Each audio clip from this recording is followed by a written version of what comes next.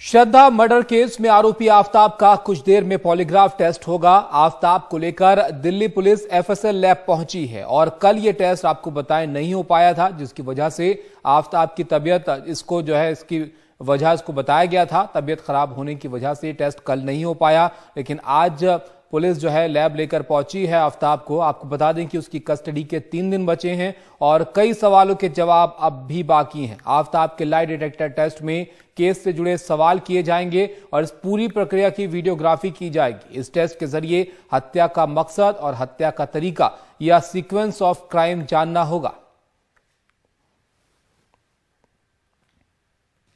तो आफताब को लेकर एफएसएल लैब वो दिल्ली पुलिस अब पहुंची है। पॉलीग्राफ टेस्ट वो किया जाना है आफताब का, जो हत्या का आरोपी है। और कल ये टेस्ट आपको बताएं कि किया जाना था, लेकिन कल आफताब की तबीयत वो इसका वजह रही कि इसको कल नहीं किया गया। आज टेस्ट को किया जाना है और इसके लिए पुलिस आफताब को लेकर लैब यहां पर अब पहुंची है। कई सारे सवाल हैं जिसकी तलाश पुलिस को रहेगी, जिनके जवाबों की, जो कि इस टेस्ट के जरिए भी जानने की कोशिश होगी। अब पॉलीग्राफ टेस्ट यहां पर किया जाएगा और उसके बाद फिर नार्को टेस्ट वो होना है। आफताब का पुलिस पुख्ता करना चाहती है इस पूरे मामले को और सबूतों को, और इस लिहाज से ही तफ्तीश वो हर तरीके से यहां पर की जा रही है। और अब ये महत्वपूर्ण टेस्ट होने वाला है, जिसके लिए एफएसएल लैब लेकर दिल्ली पुलिस वो आफताब को पहुंची है। यहां पर कई सारे सवाल हैं जिनको जानना चाहेगी पुलिस। आपको बता दें कि ये लाई डिटेक्टर टेस्ट वो होता है और इसके जरिए वीडियोग्राफी भी इसकी की जाएगी और यहां पर सीक्वेंस ऑफ क्राइम क्या रहा, इसको जानने की कोशिश पुलिस की रहेगी।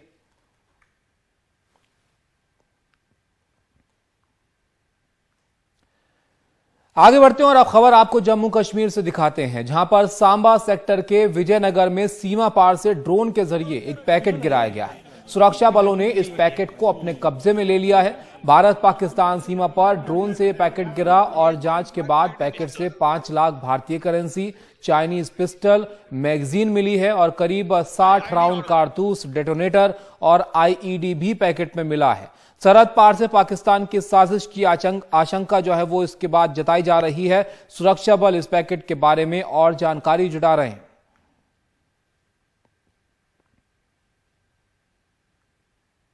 एक वुडन सील पे एक पैकेट उनको मिला, उसके बाद हमने बॉम्ब डिस्पोजल स्क्वाड को मौके पे बुलाया और जब उसको खोल के देखा गया तो उसमें लगभग 5 लाख रुपए इंडियन करेंसी मिली है, जो 10 बंडल थे 500-500 के। उसके बाद 2 चाइनीज पिस्टल, उसके साथ 4 मैगजीन, लगभग 60 राउंड्स मिले हैं और डेटोनेटर और 2 आईईडीज भी हमें मिली हैं अलग से, जो असेंबल नहीं थी।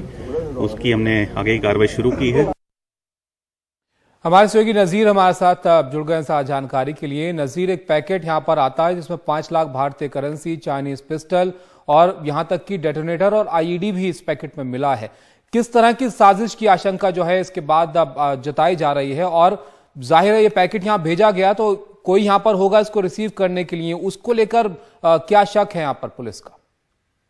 जी, आज सवेरे जब पुलिस ने देखा कि सांबा इलाके में किस तरह ड्रोन के जरिए हथियार, पैसे, आईडी, ये सब कुछ गिराया गया, लेकिन पुलिस अब काफी उनने चौकसी बढ़ाई है जम्मू, सांबा या कुटवा इलाकों में, जहां मुसलसल ये जो ड्रोन ड्रॉपिंग हो रही है हथियारों की। और आज की जो ड्रॉपिंग है उसमें 5 लाख का कैश भी है। तो जाहिर सी बात है, न सिर्फ हथियार पहुंचा रहे हैं, लेकिन जो हथियार चलाते हैं या उसको कोरियर बन जाते हैं, उनके लिए पैसे का भी इंतजाम अब पाकिस्तान से किया जा रहा है। क्योंकि सरकार ने जिस तरह हवाला का जो रैकेट चल रहा था उस पे कटगन लगाई है, उसको तकरीबन बंद कर दिया ताकि अलगावाद या आतंकवाद तक वो पैसे न पहुंच पाए। तो आप देख रहे हैं किस तरह हथियार के साथ पैसा भी वहां आ रहा है। 10 बंडल थे 500-500 नोट के और 5 लाख रुपए इस ड्रोन ड्रॉपिंग में ये भी बरामद किया गया है। पिछले 1 साल से हमने देखा कई बार ड्रोन ड्रॉपिंग के जरिए हथियार को वहां ड्रॉप किया गया, जिसमें ज्यादातर पिस्टल ही होते, छोटे हथियार जिनको टारगेट अटैक के लिए कश्मीर में इस्तेमाल किया जाता है। और अक्सर ये देखा गया है कि जब भी ये हथियार वहां से जम्मू के इलाके से वहां ड्रॉप किया जाते हैं तो उनको जो कोरियर हैं, जो उनके लेने वाले हैं, उनको कश्मीर की तरफ भेजा जाता है। और अक्सर वाकत ऐसे हुए कि पुलिस ने आरोपियों को पकड़ा है, हथियार भी बरामद किया है और उनको गिरफ्तार किया और जो नेटवर्क है उसको बड़ी हद तक उन्होंने वहां खत्म भी किया। लेकिन उसके बावजूद भी हम देख रहे हैं किस तरह ड्रॉपिंग हुई, न सिर्फ हथियार की बल्कि पैसों की भी, 5 लाख रुपए की, ताकि ये हथियार कश्मीर घाटी में पहुंचाया जाए और यहाँ हमले बराबर जारी रहे। बिल्कुल गंभीर मामला है नजीर यहाँ पर। ये इस जगह के बारे में भी आप थोड़ा सा दर्शकों को समझाइए। विजयनगर जो सांबा सेक्टर के सीमा के पास इलाका है, यहाँ आसपास रिहायशी इलाके से आना जो है वो कितना मुमकिन है और किस तरह की जगह है? जी देखिए, जहां तक इस तरह इन्फिल्ट्रेशन की बात है तो कोई आसान चीज नहीं, क्योंकि ये जो इंटरनेशनल बॉर्डर है वहाँ सांबा हो, कुटवा हो, जम्मू, पूरा जो तारबंदी लगी है तो बीएसएफ की चौकसी है वहाँ, फिर पुलिस की चौकसी, और फिर जो पॉपुलेशन भी वह काफी सक्रिय है वहाँ ताकि कोई घुसपैठ न हो। इसमें ड्रोन के जरिए जो हथियार का यहाँ ड्रॉप करना एक नया चैलेंज है। पिछले साल यहाँ जम्मू के जो एयरफोर्स स्टेशन पे उस पे भी 2 ड्रोन के जरिए 2 अटैक हुए, आईडी भागे गए, वो हम वहाँ नुकसान भी हुआ। उसके बाद काफी चौकसी बढ़ाई गई और एंटी ड्रोन जो सिस्टम है उसको भी एक्टिवेट किया गया।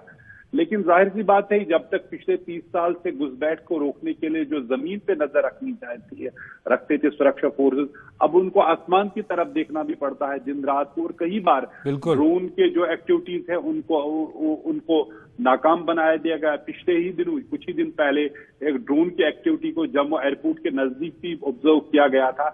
लेकिन इस तरह के हथियार कोई नई बात नहीं, लेकिन एक बड़ा चैलेंज है सुरक्षा फोर्स के लिए, जिसका वो कहता है कि वो हमेशा इसके तैयार है इन चीजों को रोकने के लिए, उनको खत्म करने के लिए। बिल्कुल, शुक्रिया नजीर आपका इस सब जानकारी के लिए। तो ड्रोन के जरिए एक नया तरीका जो है अपनाया जा रहा है यहाँ पर घुसपैठ का, लेकिन इसको भी नाकाम जो है वो किया जा रहा है। और ये पैकेट यहाँ पर मिला है जिसमें आपको बताएं कि 5 लाख भारतीय करेंसी है, करीब 60 राउंड कारतूस है, डेटोनेटर, आईईडी भी यहाँ पर जो है बरामद हुआ है। और अब इसके पीछे क्या साजिश रही है इसकी जांच की जा रही है।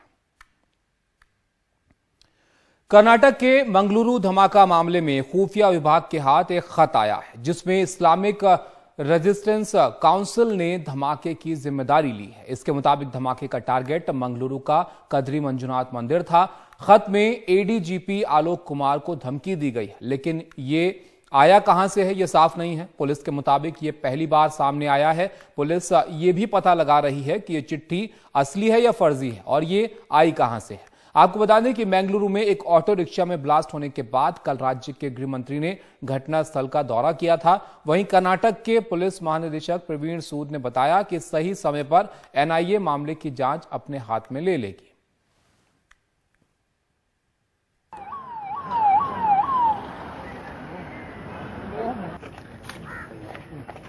कर्नाटक के गृह मंत्री अरगा न्यानेंद्र ने बेंगलुरु में घटनास्थल का दौरा किया, पुलिस अधिकारियों के साथ बैठक की।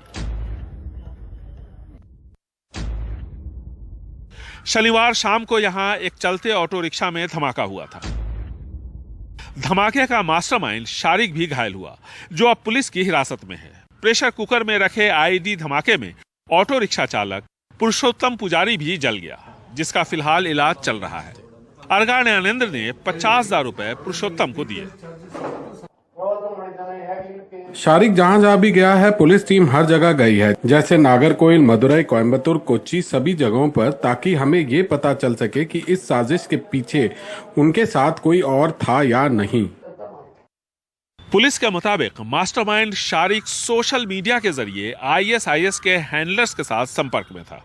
उसका मकसद समाज में नफरत पैदा करना था। डीजीपी प्रवीण सूद ने इस बात पर जोर दिया कि किराए पर मकान देते वक्त किराएदारों की पुख्ता जानकारी लोग लें। शारिक ने अपने मकान मालिक को जो आईडी दिया था वो गलत था।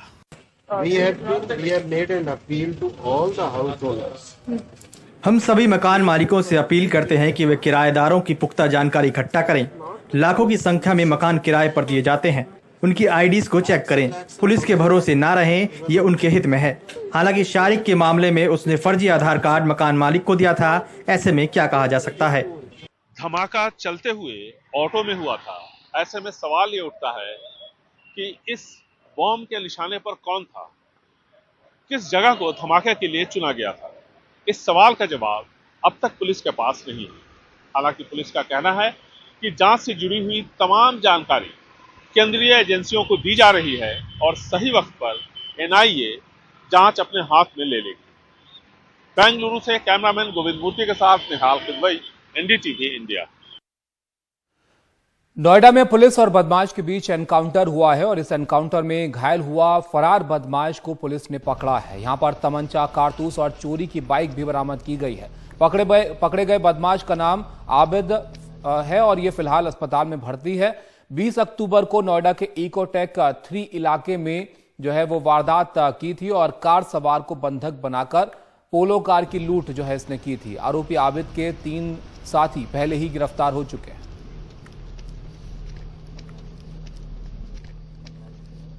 दिल्ली के शाहबाद डेरी इलाके में दिल्ली पुलिस के कांस्टेबल सत्येंद्र ने बहादुरी दिखाते हुए एक झपटमार को दबोच लिया। दरअसल शाहबाद पुलिस थाने की टीम को सूचना मिली थी कि शातिर झपटमार नीरज इलाके में वारदात करने आएगा और इसके बाद वहां पेट्रोलिंग बढ़ा दी गई। कांस्टेबल सत्येंद्र बाइक से पेट्रोलिंग कर रहे थे और उसी दौरान उन्हें नीरज दिखाई दिया। सत्येंद्र ने अपनी बाइक से आरोपी की बाइक को टक्कर मार दी और इसके बाद आरोपी नीरज बाइक से गिर गया और भागने लगा। फिर सत्येंद्र ने उसे भागकर पकड़ लिया।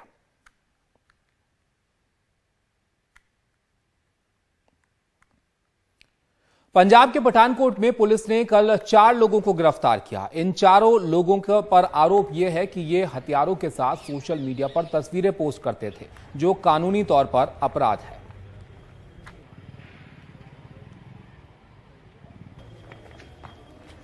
राजस्थान के जोधपुर में पुलिस ने हितेंद्र पाल नाम के एक शातिर अपराधी को गिरफ्त में लिया है, जिस पर 2 बहनों को अगवा करने और पहले से 4 हत्या समेत 17 मामले दर्ज हैं। पुलिस के मुताबिक सोशल मीडिया के ओला पार्टी ऐप पर दोस्ती गांठने वाले हितेंद्र ने थाना माता का थान इलाके से 2 बहनों को बहला फुसलाकर घर से भगाया और जोधपुर से किशनगढ़ के रास्ते मध्य प्रदेश में भोपाल पहुंच गया। लेकिन पुलिस ने सीसीटीवी की तस्वीरें और बाकी सूचना के आधार पर भोपाल से हितेंद्र को होटल से गिरफ्तार किया। उसके साथ दोनों बहनों को भी पुलिस ने खोज निकाला है।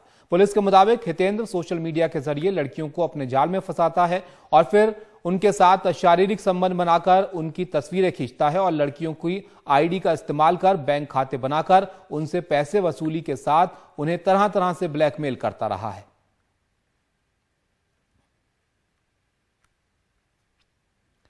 महाराष्ट्र के ठाणे में फूड एंड ड्रग एडमिनिस्ट्रेशन की टीम ने तंबाकू का अवैध जखीरा बरामद किया है। एफडीए ने प्रतिबंधित गुटखे की बड़ी खेप बरामद की है, जिसकी कीमत करीब 1 करोड़ बताई जा रही है। ठाणे के भिवंडी में अवैध तंबाकू का यह जखीरा जब्त किया गया है।